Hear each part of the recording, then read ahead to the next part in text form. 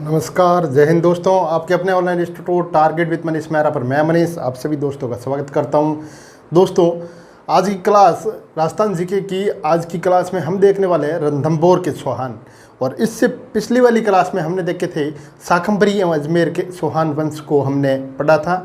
और आज हम इस क्लास में पढ़ने वाले हैं रणथंभौर के चौहान वंश। तो रणथंभौर के चौहान वंश पढ़ने से पहले हम रणथंभौर के बारे में थोड़ी जानकारी ले लेते हैं। तो रणथंभौर का जो प्राचीन नाम था वो था, रणथंभौर का प्राचीन नाम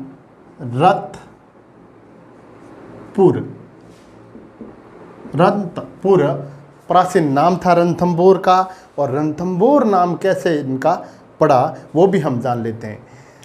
रणथंभौर सवाई माधोपुर से 8 किलोमीटर दक्षिण पूर्व में स्थित है। और रणथंभौर का दुर्ग जहाँ बना हुआ है जिस पहाड़ी पर, उस पहाड़ी का नाम रण, ये रण है ना, ये रण दुर्ग के जस्ट नीचे, दुर्ग के थोड़ा यानी कुछ नीचे एक पहाड़ी है, उस पहाड़ी का नाम है रण। और थंब यानी कि जिस पहाड़ी पर ये दुर्ग बना हुआ है उस पहाड़ी का नाम है थंब। और इसी कारण से इनका नाम पड़ा है रणथंभौर। और रणथंभौर पर 13वीं सदी में चौहान वंश का शासक था। और चौहान वंश का शासक 13वीं सदी में रणथंभौर पर था।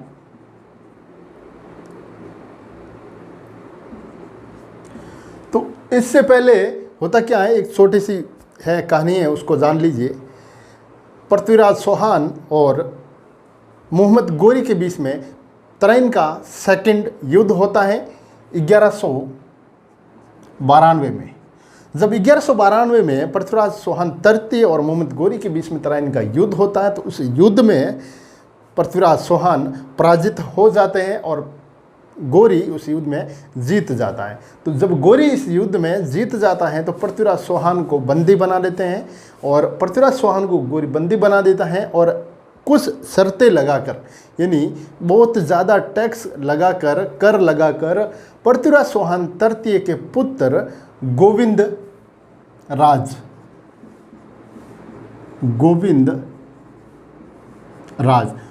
राज को अजमेर का शासन सौंप देता है। काफ़ी कर लगाने के बाद पृथ्वीराज तृतीय के पुत्र गोविंद राज को अजमेर का शासन सौंप देता है। उनके बाद यानी कि कुछ टाइम बाद, समय के बाद होता क्या है कि पृथ्वीराज चौहान तृतीय का भाई, उनका भाई जो गोविंद राज को अजमेर की गद्दी से हटा देते हैं और स्वयं वहाँ राज गद्दी पर बैठ जाते हैं, जिनका नाम है हरिराज।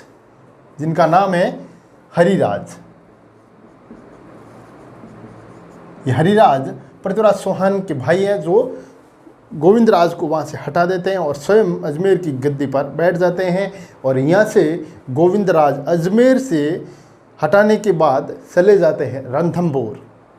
और रणथंभौर चले जाने के बाद वहाँ पर ये चौहान वंश के शासक के रूप में अपने साम्राज्य का निर्माण करते हैं। फिर ये अपने साम्राज्य का निर्माण करते हैं और उस वहाँ पर चौहान वंश की ये नींव डालते हैं। फिर इनके बाद गोविंदराज के बाद इनका उत्तराधिकारी वीर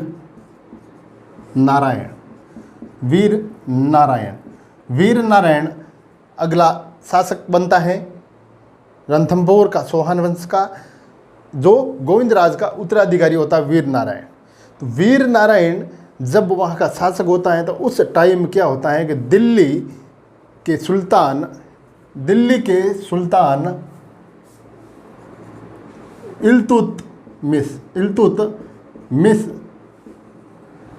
इल्तुतमिश रणथंभौर पर आक्रमण करते हैं। और उस टाइम वीर नारायण वहाँ पर शासक होते हैं रणथंभौर के। और वीर नारायण इनके आक्रमण को असफल बना देते हैं। किनके आक्रमण को? इल्तुतमिश के आक्रमण को, इल्तुतमिश रणथंभौर पर आक्रमण करते हैं जो दिल्ली के सुल्तान होते हैं। उस टाइम रणथंभौर पर सोहान वंश के शासक वीर नारायण ने इन आक्रमण को असफल बना दिया और कुछ टाइम बाद ये इल्तुतमिश दिल्ली में वीर नारायण का वध करवा देते हैं और रणथंभौर पर अपना अधिकार स्थापित कर लेते हैं। फिर टाइम गुजरता जाता है और वीर नारायण के बाद में आते हैं वाघभट्ट। वीर नारायण के बाद में वाघभट्ट राजा होते हैं सोहान वंश के, जिन्होंने रणथंभौर को वापस प्राप्त कर वहाँ पर पुनः सोहान वंश की स्थापना ये करते हैं वाघभट्ट। फिर वाघभट्ट के बाद इनका पुत्र, ये अपन कर्म समझ रहे हैं, सोहान वंश के राजाओं का कर्म समझ रहे हैं जो उन्होंने रणथंभौर पर शासन किया था। वाघभट्ट के बाद इनका पुत्र जैतर सिंह या फिर इन्हें जय सिमा भी कहा जाता है, या फिर जय सिमा भी कहा जाता है, जो वाघभट्ट के पुत्र थे। फिर जैतर सिंह के बाद जो अगला शासक बनता है वो बहुत ही प्रतापी और बहुत ही कुशल सेनानायक होते हैं जिनका नाम है हमीरदेव।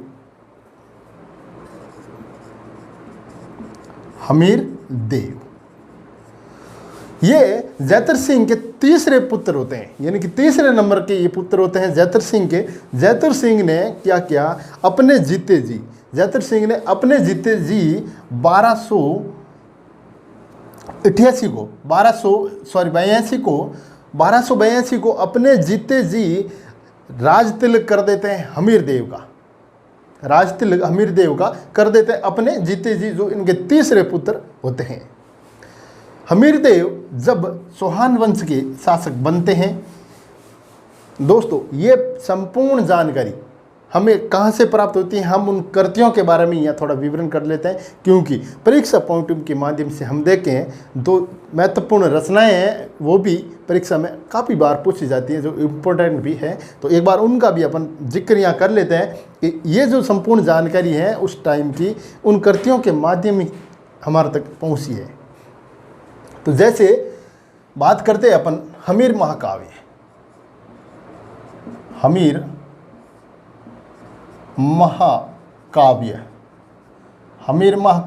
और सुरजन सरित,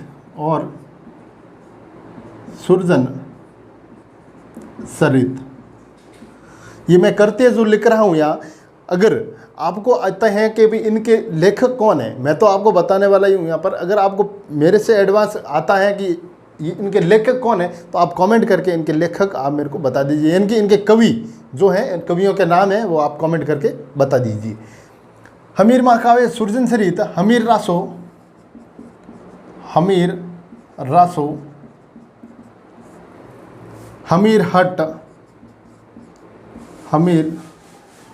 हट, हमीरायण। तो इनके जो लेखक हैं, जैसे हमीर महाकाव्य और सुरजन सरित के जो लेखक हैं यानी कि कवि हैं, वो हैं नयन संदर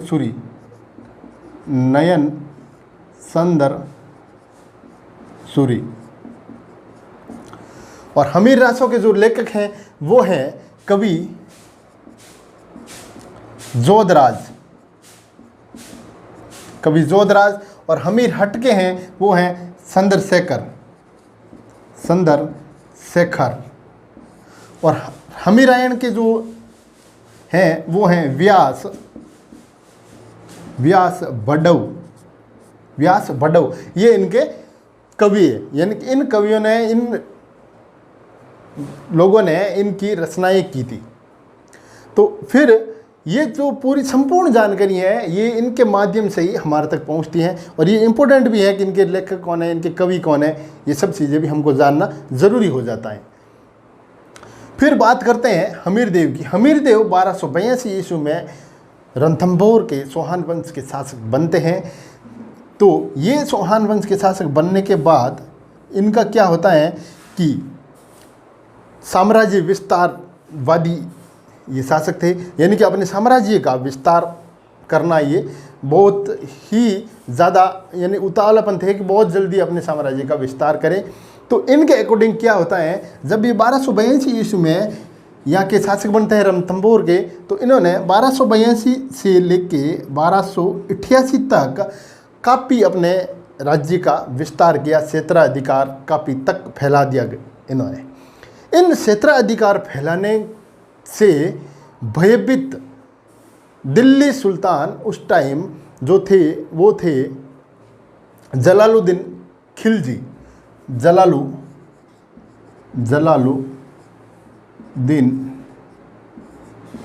खिलजी ये भयभीत हो गए थे। इनके क्षेत्राधिकार फैलाने की जो नीति थी उनके खिलाफ ये भयभीत होकर इन्होंने क्या किया कि इनके ऊपर अटैक कर दिया रणथंभौर पर। जब जलालुद्दीन ने क्षेत्राधिकार से ये भयभीत होकर ये रणथंभौर पर चढ़ाई करते हैं और सन 1290 में, जब सन 1290 में ये रणथंभौर पर चढ़ाई करते हैं, तो उस टाइम रणथंभौर पर चढ़ाई करने पर ये झाइन के दुर्ग को अपने अधिकार में ले लेते हैं। और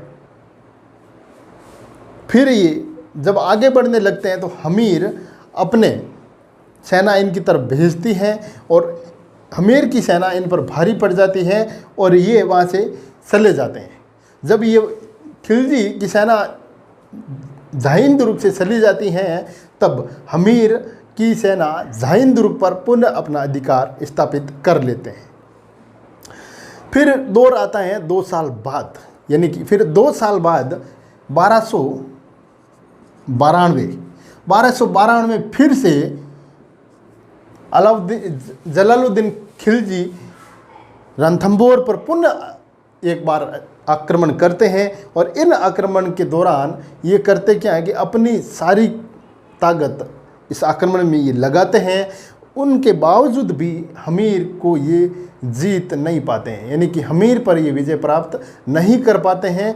तो यहाँ पर ये कहते हैं, और वो जो ये कहते हैं वो हमको कहाँ पर देखने को मिलती है वो भी मैं आपको बता देता हूँ। जैसे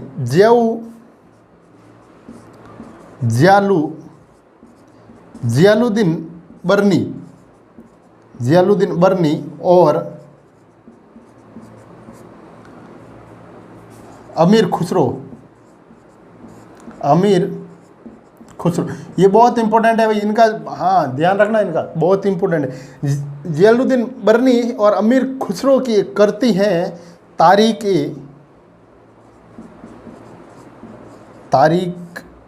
ए फिरोजशाही। तारीख ए फिरोजशाही में एक यहाँ वर्णन है जो किसने कहा था, जलालुद्दीन खिलजी ने कहा था कि रणथंभौर के दुर्ग जैसे 10 दुर्ग मुसलमान के एक बाल के बराबर भी मैं नहीं समझता। और ये कहकर यहाँ से ये चले जाते हैं वापस दिल्ली। यहाँ से ये वापस दिल्ली चले जाते हैं और फिर दौर चलता रहता है। और जब एक टाइम आता है सन 1296 का टाइम आता है। सन 1296 में क्या होता है कि इनके भतीजा, किनका, जलालुद्दीन खिलजी का भतीजा अलाउद्दीन खिलजी, वो क्या करता है 1296 के अंदर अपने चाचा की हत्या कर देता है। अपने चाचा की वो हत्या कर देता है और स्वयं को दिल्ली का सुल्तान घोषित कर देता है। फिर यहाँ से आ जाता है अलाउद्दीन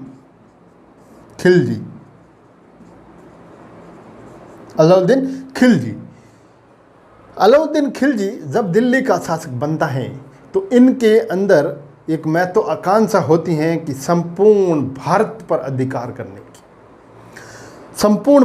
अधिकार करने की इनकी महत्वाकांक्षा तो होती है। और उस कुछ टाइम बाद क्या होता है कि कुछ टाइम बाद दिख रहा है ना, हाँ ठीक है, यहाँ तक दिख रहा है। हाँ, कुछ टाइम बाद मोहम्मद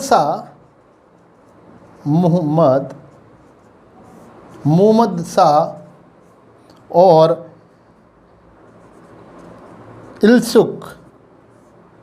इल्सुक और बरक और कमरू,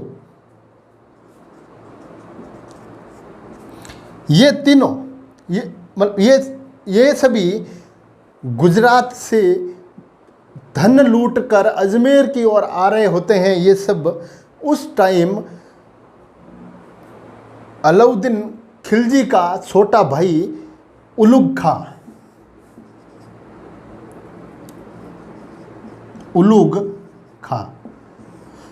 खां इनसे कहता है कि मुझे 1/5 भाग धन हमें दे दो। उलुग खां इनसे कहता है 1/5 भाग हमें दे दो, जिससे ये उनको मना कर देते हैं और ये वहाँ से भाग कर चले जाते हैं हमीर की शरण में। वहाँ से इनको धन नहीं देते हैं। उलुग खां कौन होता है? अलाउद्दीन खिलजी का छोटा भाई होता है उलुग खां इन्हें कहता है कि मुझे 1/5 भाग धन दे दो। तो 1/5 भाग धन ये नहीं देते हैं और चले जाते हैं हमीर देव की शरण में। और हमीर देव की शरण में जब ये चले जाते हैं तो यहाँ पर ये खिलजी कहता है हमीर देव से कि हमीर देव ये मैसेज पहुँचाता है इनके पास कि भाई जो मेरे जो विरोधी हैं, जिन्होंने मेरी बातें नहीं मानी हैं, वो मेरे विरोधी हैं, जो आपके पास शरण लिए हुए बैठे हैं, उन्हें हमें लौटा दो। तो हमीर देव क्या कहता है वापस कि मैं मेरे शरण में आए हुए लोगों को आपको कभी नहीं दूंगा, मेरे शरण में आए हुए लोगों को मैं कभी नहीं लौटाऊंगा। इस बात पर होता क्या है कि ये जो अलाउद्दीन खिलजी की महत्वाकांक्षा तो होती है कि पूरे भारत पर ये विजय प्राप्त करें, तो इनको एक मौका मिल जाता है आक्रमण करने का। किन्हें? अलाउद्दीन खिलजी को एक मौका मिल जाता है कि वो हमीर देव पर अटैक करे।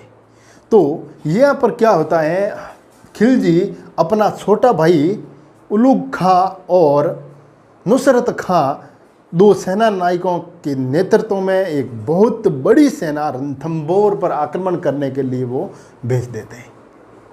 जब रणथंभौर पर आक्रमण करने के लिए उलुग खां और नुसरत खां अपनी सेना लेकर ये पहुंचते हैं, तब वहाँ पर ये इस जाइन पर अटैक करते हैं, क्योंकि रणथंभौर के दुर्ग में पहुंचने का एकमात्र प्रवेश द्वार ये जाइन ही था उस टाइम। तब ये उलुग खां और नुसरत खां जाइन पर अपना अधिकार कर लेते हैं और इस अधिकार करने के बाद ये दोनों अपनी सेना लेकर रणथंभौर की ओर बढ़ते हैं आगे। तो रणथंभौर की ओर जब बढ़ते हैं तो इनका समाचार हमीर देव को जब लगता है तो हमीर देव अपने 2 सेना नायक इनका सामना करने के लिए भेजते हैं। तो हमीर देव की तरफ से जो लोग आते हैं वो हैं, हमीर देव की तरफ से जो आते हैं वो हैं धर्म सिंह और भीम सिंह। धर्म सिंह और भीम सिंह के नेतृत्व में हमीर खां अपनी सेना भेजता है। जब इनकी सेना आ जाती है तो ये क्या करते हैं, इनके बीच में संघर्ष होता है। फिर संघर्ष होने के बाद ये जो खिलजी की सेना है वो उस पर क्या करते हैं, जब इनकी सेना आ रही होती है संघर्ष करने के लिए, तो खिलजी की सेना, मैं 2 चीज़ें यहाँ बता दूँ आपको। पोसास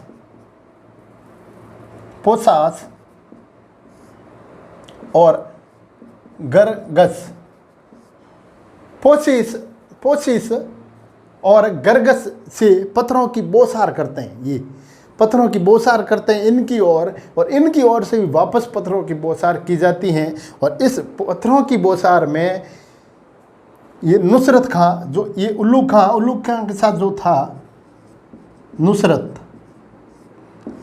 खां, यहाँ पर मारा जाता है। खिलजी सेना का सेना नायक नुसरत खां यहाँ मारा जाता है इनके हाथों। फिर क्या होता है कि ये खिलजी की सेना वहाँ से वापस लौट जाती हैं, यानी कि रणथंभौर से पीछे हट जाती हैं।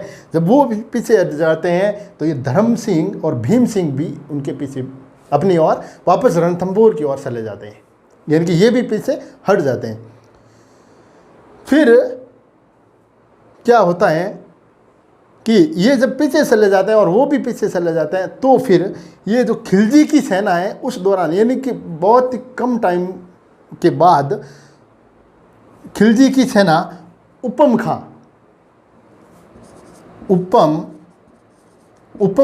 के नेतृत्व में वापस अटैक करती हैं। इन पर कहाँ पर करती है? हिंदुवाट घाटी,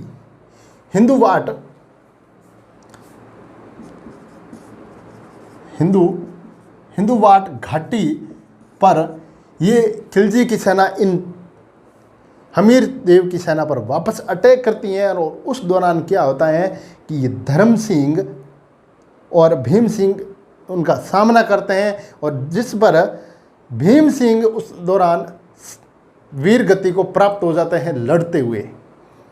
भीम सिंह जब वापस अटैक होता है तो भीम सिंह उस दौरान वीर गति को प्राप्त हो जाते हैं लड़ते हुए। तो ये फिर धर्म सिंह वापस जब हमीर देव के पास जाते हैं तो ये कहते हैं कि भाई भीम सिंह वहाँ लड़ते हुए वीर गति को प्राप्त हो गए। तो उनके बाद जब हमीर देव वापस कहता है कि नहीं, आपकी ही गलती है, और ऐसा कहते हुए हमीर देव ने धर्म सिंह की दोनों आंखें निकलवा दी थी। कहने का मतलब उसको अंधा करवा दिया, और धर्म सिंह की जगह सेना नायक नियुक्त किया धर्म सिंह के भाई भोज को अपना सेना नायक नियुक्त किया। फिर क्या होता है कि अगर इतनी बात हो जाती है तो फिर युद्ध की आशंका बढ़ जाती है।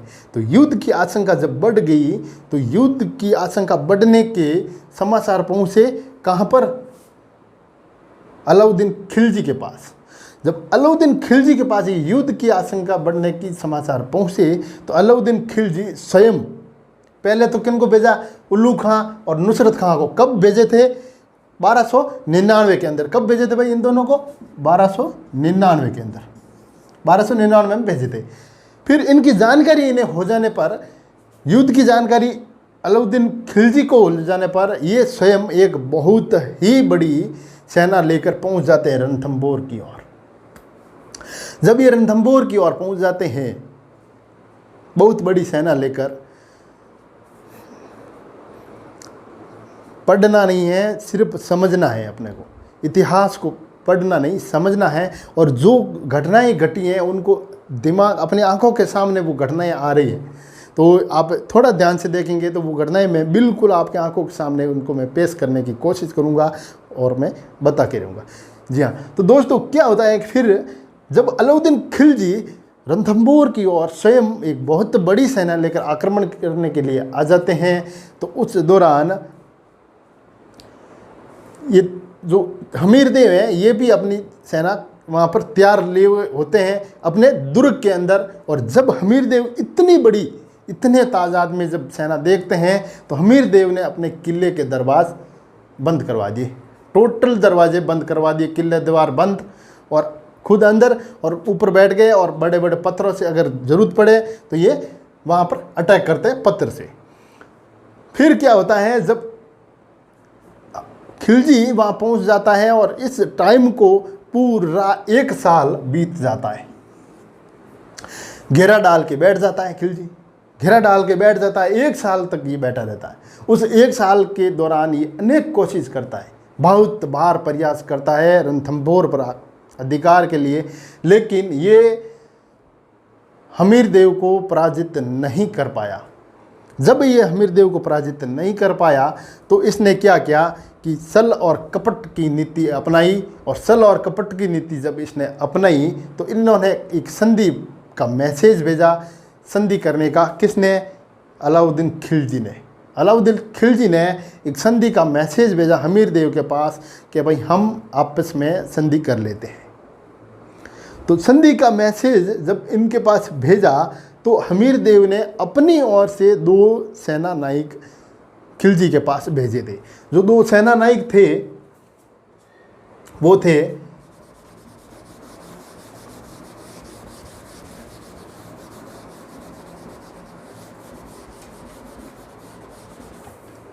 जो हमीर देव ने खिलजी के पास अपने 2 सेना नायक भेजे थे, रतिपाल और रणमल। रतिपाल और रणमल यानी कि इन 2 सेना नायकों को ये खिलजी के पास भेजता है, अलाउद्दीन खिलजी के पास। जब ये 2 सेना नायक अलाउद्दीन खिलजी के पास आता है तो खिलजी क्या करता है, छल और कपट का सहारा लेता है और रतिपाल और रणमल को ये खिलजी कहता है कि भाई आप हमारा सहयोग करो, आप हमीर देव के साथ गद्दारी करते हो तो हम उनको हराने के, उनको मारने के बाद पूरा दुर्ग आप दोनों को दे देंगे, पूरा दुर्ग आप दोनों को दे देंगे उनके बाद। तो ये क्या होते हैं, उस लोभ लालच में पड़ जाते हैं और ये समझौता कर लेते हैं अलाउद्दीन खिलजी के साथ। जब ये अलाउद्दीन खिलजी के साथ समझौता कर लेते हैं तो ये वहाँ से खिलजी के पास से वापस जब हमीर देव के पास जाते हैं मैसेज लेकर, तो ये क्या वहाँ पर मैसेज लेकर जब किले में वापस जाते हैं तो उसके बाद ये क्या करते हैं कि इनके जो जोशाने वाले थे उनके मार्फत इन दोनों ने किले के जल कुंडों के अंदर गाय का रक्त और मांस डलवा दिया। गाय का रक्त और मांस जल कुंडों में डलवा दिया। उसके बाद हमीर देव व इनके राजपूत सेना नायकों के पास जल पीने के लिए पर्याप्त जल नहीं होने के कारण, रसद सामग्री नहीं होने के कारण इन्होंने एक फैसला लिया कि केसरिया करें हम। और इन्होंने उस फैसले के दौरान केसरिया वस्त्र धारण करके किले के द्वार खोल दिए। केसरिया वस्त्र धारण करके इन्होंने किले के दरबार खोल दिए और इनके पास इतनी तादाद में सैनिक नहीं होने की वजह से और खिलजी के पास भारी मात्रा में सेना होने की वजह से हमीर देव और इनकी सेना वहाँ पर ज़्यादा टाइम तक नहीं टिक पाई। और ज़्यादा टाइम तक नहीं टिक पाई तो ये लड़ते हुए हमीर देव और इनके सैनिकों ने वीर गति को प्राप्त हुई। लड़ते हुए ये सब वीर गति को प्राप्त हुए और ये सब होने के बाद हमीर देव की रानी ने अन्य राजपूत रानियों के साथ जौहर किया, यानी कि जलते हुए कुंड के अंदर अपने आप को समर्पित कर दिया। जलते हुए कुंड के अंदर अपने आप को समर्पित कर दिया। पहला केसरिया यहाँ पर हुआ था रणथंभौर में, ये भी आप ध्यान रखें। उनके बाद जब इनकी कहानियाँ ख़त्म हो जाती हैं और खिलजी, अलाउद्दीन खिलजी का रणथंभौर पर अधिकार हो जाता है, तो ये अधिकार करने के बाद क्या करता है, वहाँ पर मंदिर और कुछ महल बने हुए हैं उनको ये तुड़वा देता है। और जो उसके बाद जो इन हमीर देव के पास, जो हमीर देव के पास शरण में थे, कौन थे, मोहम्मद शाह, इल्सक, बरक और कमरू, इन सारों के साथ इन दोनों को, रतिपाल और रणमल को, इन्होंने ये कहते हुए मरवा दिया कि तुम्हारे स्वामी के नहीं हो सके तो मेरे क्या होगे। ये कहते हुए इन सबको इन्होंने मरवा दिया। और हमीर हट के अंदर एक और बात भी लिखी हुई है। हमीर हट के अंदर लिखी हुई है कि मोहम्मद शाह और अलाउद्दीन खिलजी की बेगम के बीच में प्रेम प्रसंग थे, जिनके कारण ही मोहम्मद शाह भागकर इनकी शरण में चले गए, जिनकी जानकारी खिलजी को लग गई थी कि भाई ये दोनों प्रेम प्रसंग है इनके बीच में, और ये दोनों प्लानिंग बना रहे थे खिलजी का वध करने की। तो दोस्तों, यहाँ तक अगर आपको वीडियो समझ में आया है और अगर अच्छा लगा है, लाइक और अनलाइक आपके लिए ही होते हैं ये सब, अच्छा लगा है तो लाइक और शेयर ज़रूर कर देना। और हाँ, चैनल पर पहली बार विजिट किया है तो सब्सक्राइब ज़रूर कीजिएगा। तो मिलते हैं अगली क्लास में, तब तक के लिए जय हिंद, जय भारत। हाँ, एक मिनट, ये जब अलाउद्दीन खिलजी जब यहाँ पर अधिकार कर लेते हैं तो वो टाइम होता है 1 जुलाई 1301 का। 1 जुलाई 1301 के दिन रणथंभौर पर खिलजी का अधिकार हो जाता है। तो थैंक यू, आज के लिए इतना ही। मिलते हैं अगली क्लास में, तब तक के लिए जय हिंद जय भारत।